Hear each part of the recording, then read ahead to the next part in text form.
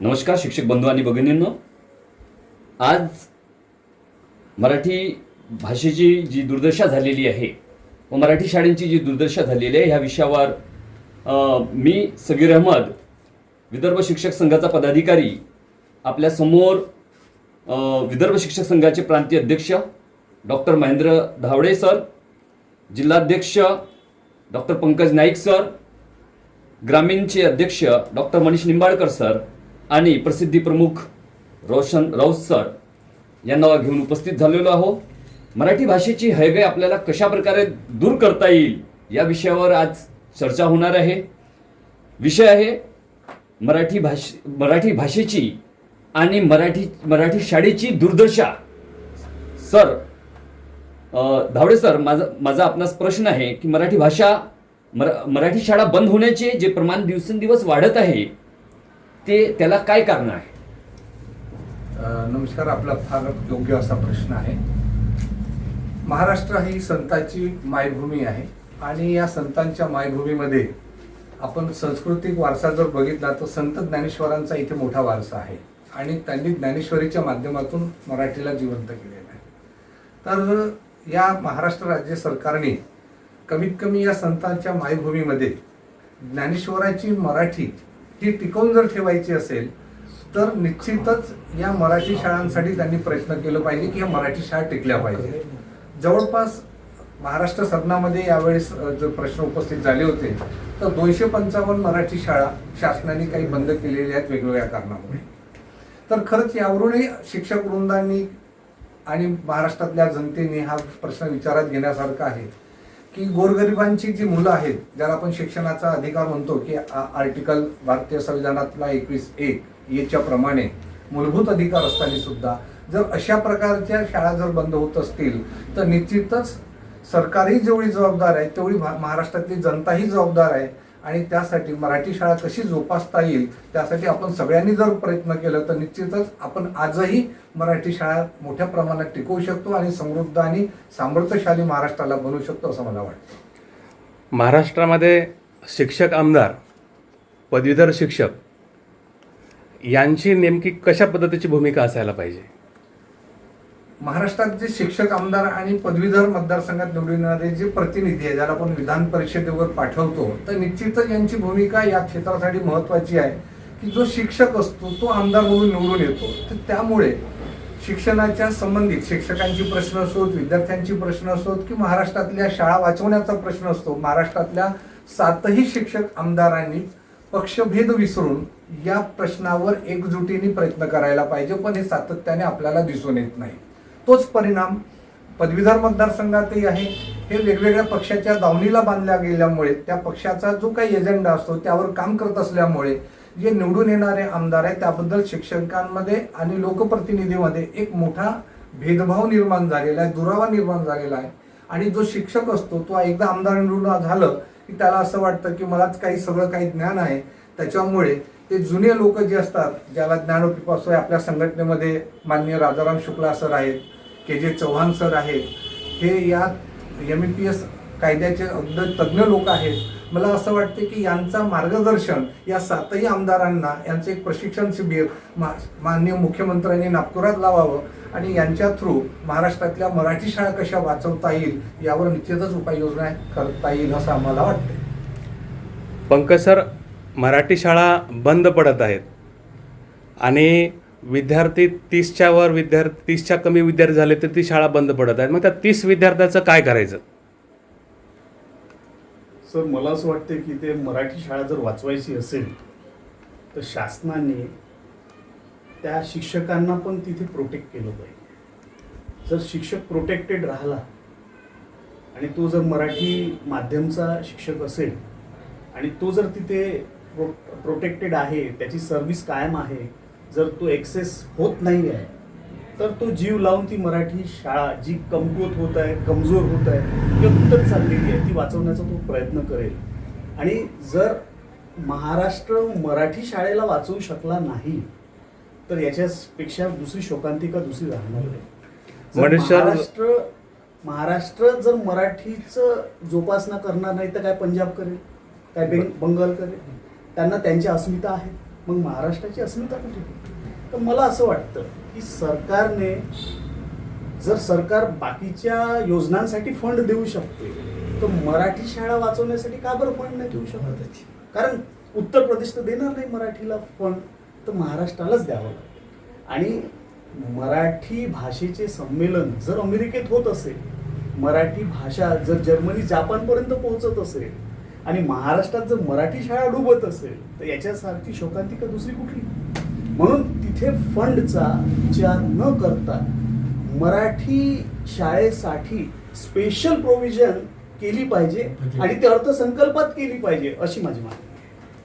बरं मनीष सर, माझा प्रश्न आहे की एकीकडे मराठी शाळांमध्ये विद्यार्थी कमी होत चाललेत आणि काही मराठी शाळांमध्ये विद्यार्थी वाढत आहेत, याचं कारण काय?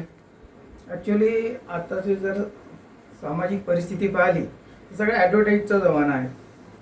काही शाळांमध्ये ज्या काही थोड्याफार फॅसिलिटीज आहे आणि त्याची जी ॲडव्हर्टाईज झालेली आहे त्याच्यामुळे त्या शाळांकडे विद्यार्थ्यांचा कल वाढलेला आहे. परंतु मला असं वाटते की सगळ्या शाळेत शिकवणारे सगळ्या शिक्षक हे ट्रेंड ग्रॅज्युएट टीचर आहे, DEd BEd टीचर आहे. शिकवणारे सगळे शिक्षक जवळपास सारखेच आहेत. फक्त फॅड जे झालेलं आहे की इथे चांगलं शिक्षण मिळते. आता काही काही शाळांमध्ये 70-75 विद्यार्थी आहेत एका सेक्शनमध्ये. सिटिंग कॅपॅसिटी नाही आहे. आता एक विचार करा सर्वसामान्य जनता की तिथे जर 70-75 विद्यार्थी एका सेक्शनमध्ये असेल तर खरंच त्या प्रत्येक विद्यार्थ्याला आपण न्याय देऊ शकतो का? तर हे केवळ पालकांनी केवळ एका साईडनी ॲडव्हर्टाईजकडे न जाता फॅक्ट काय आहे, ॲक्च्युअल एज्युकेशन कुठे होत आहे याच्याकडे लक्ष द्यायला पाहिजे. सामाजिक परिस्थिती बघता शिक्षकांचे बऱ्याच ठिकाणी हात बांधलेले दिसतात आहे. त्याच्यामुळे ॲडमिनिस्ट्रेशन आणि ॲडव्हर्टाईजमुळे विद्यार्थ्यांचं होणारं नुकसान याच्याकडे पालकांनी सुद्धा कटाक्षाने बघण्याची गरज आहे असं मला वाटतंय. धावडे सर, आपण संघटनेचे प्रांतीय अध्यक्ष आहात.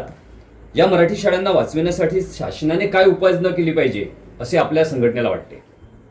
विदर्भ शिक्षक संघाला महाराष्ट्रातल्या मराठी शाळा टिकवण्यासाठी ज्या वेगवेगळ्या निधी आहेत, उदाहरणार्थ एखाद्या विधान परिषदेत किंवा सभागृहात विधानसभेमध्ये एखादा जर बिल पारित करायचं असेल तर आमदारांचे ड्युटीज असे एक कार्यप्रणाली आहे.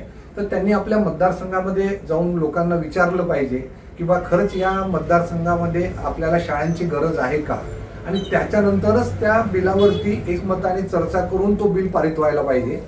जर शासनाच्या 288 आमदार निवडून आलेले विधानसभेचे आमदार आणि 78 विधान परिषदेचे आमदार यांनी सगळ्यांनी जर एका आवाजात पक्षीय मतभेद विसरून महाराष्ट्राला वाचवण्यासाठी आणि मराठी शाळा मायबोली वाचवण्यासाठी जर प्रयत्न केलं तर निश्चितच एक सप्लिमेंटरी फंड ज्याला आपण म्हणतो, वारंवार सरकार वेगवेगळे फंड्स गोळा करत असतो किंवा मुख्यमंत्री निधी गोळा करत असते, तर अशा प्रकारच्या योजनेतून एक विशेष निधी उपलब्ध करून या शाळांची दुरावस्था दूर केल्या जाऊ शकते आणि मराठी शाळा वाचवल्या जाऊ शकते, असं विदर्भ शिक्षक संघाची भूमिका आहे.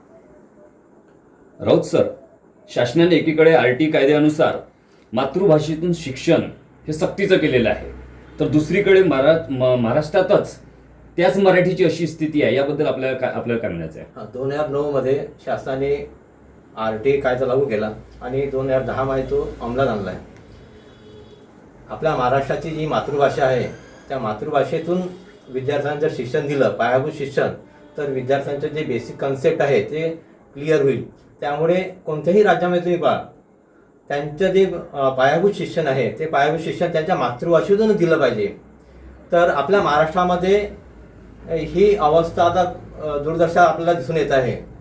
म्हणजे कॉन्व्हेंट उघडले आहे आणि कॉन्व्हेंटचे CBSE मध्ये रूपांतर झालं आहे आणि अशी अवस्था झाली आहे की पालकांचे सुद्धा कल हा मराठी शाळेकडे कमी तर CBSE शाळेकडे जास्त झाला आहे. इतकंच नाही, शहरातच नाही तर ग्रामीणमध्ये सुद्धा हे आपल्याला दिसून येते. तर यासाठी आपल्या इथे जे शिक्षक आमदार आहे, पदवीधर आमदार आहे, तर यांनी शासन दरबारी मराठी शाळा टिकवण्यासाठी तिथे उपाययोजना मांडल्या पाहिजे असं मला वाटते. आज मराठी शाळांमध्ये मोठ्या प्रमाणामध्ये शिक्षक भरतीसुद्धा मोठा भ्रष्टाचार असलेला आपल्याला दिसून येतो आणि आता समाजाचा दृष्टिकोनसुद्धा मराठी शाळांकडे आणि शिक्षक भरतीच्या माध्यमातून थोडासा वेगळा झालेला आपल्याला दिसून येतो. आणि आपण प्रत्येक वर्तमानपत्रामध्ये वाचतो की 900 शाळा मराठी माध्यमाच्या बंद पडत आहेत. मग अचानक एवढ्या शाळांचा आकडा कसं काय वाढला, की याच्या अगोदरही ही परिस्थिती होती का, आत्ताच या काळामध्ये का वाढला? पूर्वी असं झालं की शाळा जो वाटण्याचा जो म्हणजे प्रकार होता तो काही त्याच्यासाठी एक मर्यादा ठेवलेली होती की 3 किलोमीटरमध्ये एक शाळा द्यावी. पण जशी जशी सरकार बदलत जातात तर ती आपापल्या कार्यकर्त्यांना आणि पदाधिकाऱ्यांना खुश करण्यासाठी शाळा वाटतात आणि त्याचा परिणाम आता हा मराठी शाळा डुबण्यावर आणि बंद पडण्यावर आलेला आहे, असा त्याचा एकंदरीत हे भविष्य झालेलं आहे. परंतु आता जनतेनेच आपल्या हातामध्ये कायदा घ्यावं लागेल आणि ही मागणी करावं लागेल की जसा आपण जर बघितलं तर बालेनशा आणि नेपाळमध्ये सगळ्या सरकारी शाळांची घोषणा केली, तशी घोषणा करण्याची आता महाराष्ट्रात जरूर आहे. त्यासाठी क्रांती आणि प्रतिक्रांती झाल्याशिवाय हे काही होणार नाही आणि सामान्य कुटुंबातल्या लोकांना आपल्या मुलांना भविष्यात शिक्षण मिळणार नाही अशी परिस्थिती निर्माण करण्याचा हा एकंदरीत प्रकार आहे. म्हणजे एकंदरीत असं पाहता की समाजानेच ह्या गोष्टी जाणून घेतल्या पाहिजेत. समाजाला समजलं पाहिजे की आता आपण CBSE कॉन्व्हेंटकडे न वळता मराठी माध्यमाच्या शाळा जास्तीत जास्त मोठ्या प्रमाणामध्ये वाढल्या पाहिजेत. शासनाकडे या मागण्या आपण लावून धरल्या पाहिजेत. कोणी एका संघटनेने किंवा एखाद्या घटकाने हा विचार करून चालणार नाही, तर पूर्ण समाजच एकसंघ झाला पाहिजे आणि एकसंघ होऊन मराठी शाळा वाचवण्याचा प्रयत्न केला पाहिजे असं आपणास वाटतं. धन्यवाद. आपण या चर्चेमध्ये सहभागी झालात आणि मराठी दूरदर्शनबद्दल आपण माहिती दिलीत, त्याबद्दल आम्ही आपले आभार मानतो. नमस्कार. धन्यवाद.